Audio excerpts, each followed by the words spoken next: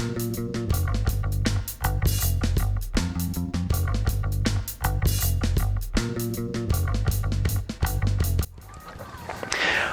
welcome to Pure Fishing TV. Adam, freezing cold Royter here with you, and joining me today is Berkley Pro staff Shane Dyson. We are out here, sunny Port Phillip Bay. Looks all right, trust me, freezing cold.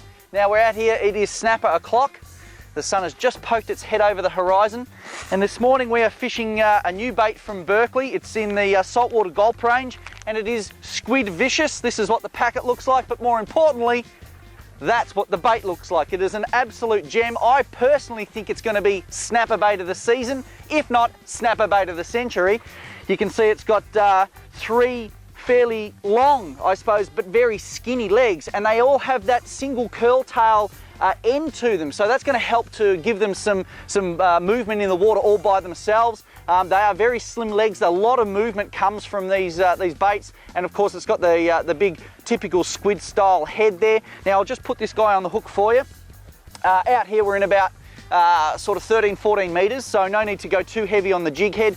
Very little flow here as well. That's the important thing I believe. So we're fishing just half an ounce jig heads and on a 4-0 hook. This is a light wire 4-0 because I've got a fairly light rod and some light line, but we'll get to that stuff later when we're on, hopefully. But quite simply just pass it down through the body, and because it's a 4-0, make it come out the back, slide it up over, and that, my friends, is ready to fish. Hold on to your hats. This might be exciting, or it could be very boring. Stay tuned.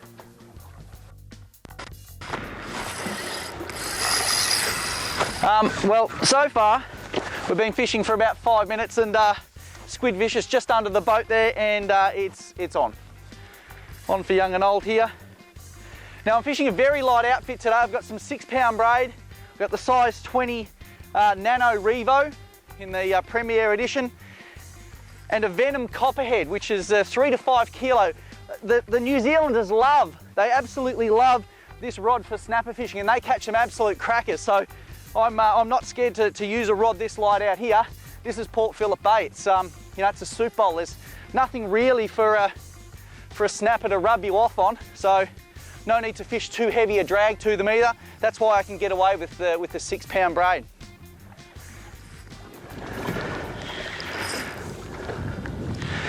You should always allow them to have that long first run as well, especially on this light line. You're not going to stop them.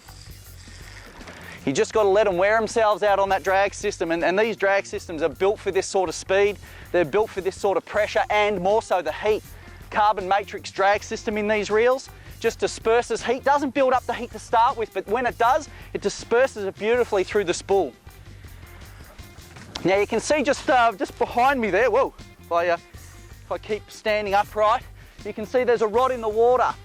That's just giving us another option. That's the rod that's sitting down underneath the boat. Now, pretty much that's where I hooked this fish, was just as I was about to retrieve it back up to the surface and have another cast, I got the take. So that rod there in that holder, that can produce quite a few fish at times, especially when there's not much tidal influence as we do have here in the bay. And don't forget, always keep the little chum trail going. We've got some cut up pilchards here, and we're just throwing them overboard. If they're sinking quite steeply underneath the boat, then that's where the fish are going to be.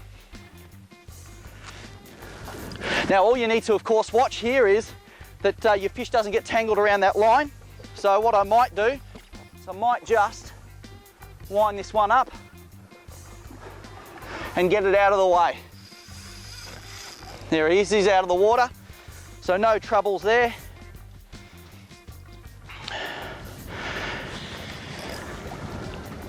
And just nice and easy.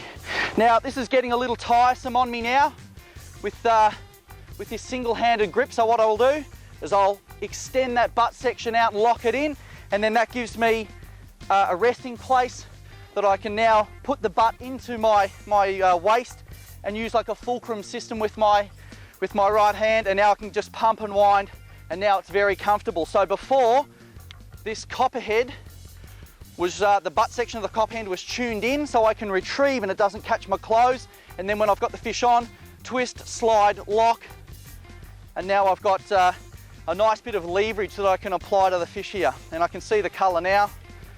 And it's not a big fish, but they're just good fun, I suppose, at the end of the day. But you really do have to fish this light line to them. It's essential. You really need to fish this line, or this class of line and this type of outfit and this size of reel. Like it's, you know, it'll be a couple of kilos of fish, no more than that. And they're just, yeah, good sport, good run, good fight. And you can see old Squid Vicious there in the corner of his mouth. Absolutely perfect. Rightio, well, I'll get the net into this guy. You can see he's well done now. He's just laying there on the surface for me. I'll just pop him up on the deck. Hang on there for a second, buddy. I'll just get you out. Well, stay still. And just pop him out of the net. There you go. That would be no more than you know, 1.5 kilos, 2 kilos. But a nice young fish. We'll slide the hook out of him there. Now I did actually make a mistake in my opening comments there. I said we were fishing half an ounce. We're not, we're fishing 1/4 ounce. So let me just correct myself there. We found, well, there he is. I'll tell you the reason for the 1/4 ounce. I'll just slide him back in. He should fire off. Swim! Yes, he's off.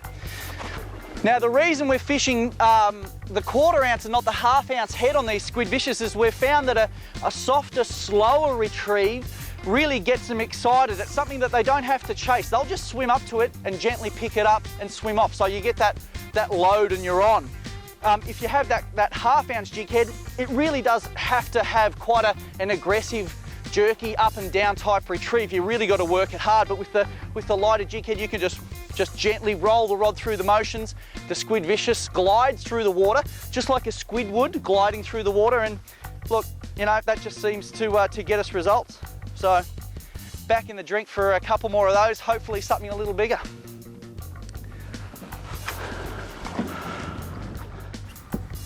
Come on, Schnauber. Yep, there's one.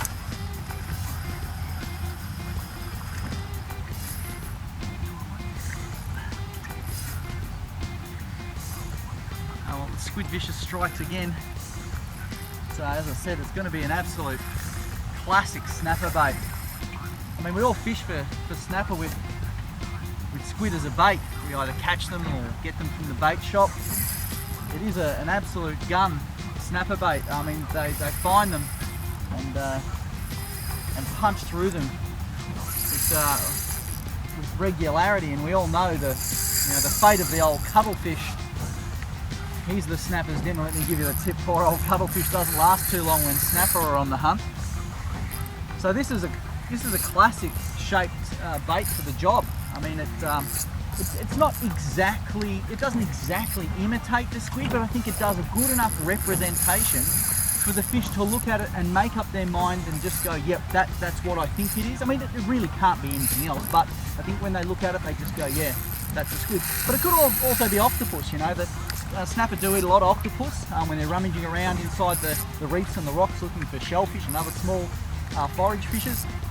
They will scare an octopus out of its hole and they'll race over and eat it, no doubt. So this could also do a good job of imitating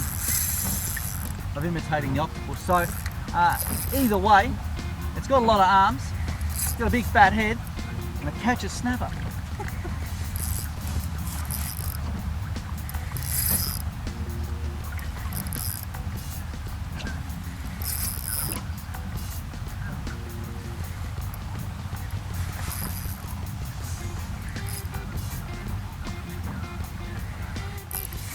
So I've got the anchor coming up at the up the front here, and I'm just going to put the wood down on the fish and see if I can get him to spin around before he gets to it. Just put a little bit more pressure on him, do the drag up just a couple of notches, and just try to steer his head around this direction. He was going up current, and I'm just trying to swing him around, and I've done that, so now he's going under the boat. Just to try to miss that anchor, because you don't want to play with anchors. Not with braid, because braid will cut straight through your anchor rope. It happens so quickly and so smoothly, the angler very rarely feels it, and next thing you know you're drifting and you don't have an anchor. So that's no fun. But here he is here, coming up now, almost on the surface. There we go. Another taker for the Squid Vicious. Another 3 odd kilo, maybe 4 kilo snapper. All right, we'll get the net into this one. Oh, there we go. Oh, that's a nice fish. Ooh. All right. Struggling out of the net there. Wait, settle down. And there it is. Yeah, that might be 4 kilos or thereabouts. And obviously those massive crunching teeth that they have, these snapper, they do a lot of damage to your jig head. I mean, they're taking the paint off this one, but what I found with this exact same jig head in the last snapper I caught is it turned the point over. And unless you're checking your hook points after every fish, you can end up with a blunt hook. And I probably wouldn't have caught or hooked this fish if I had let that hook point go back into the water the way it was. So down there on my side, you can see a pair of scissors and a little ceramic hook file made by Tiemco. And I just touch the hook point up, and away we go. We end up with a snapper like that, and I'll get the hooks out of this guy and get him back in the drink.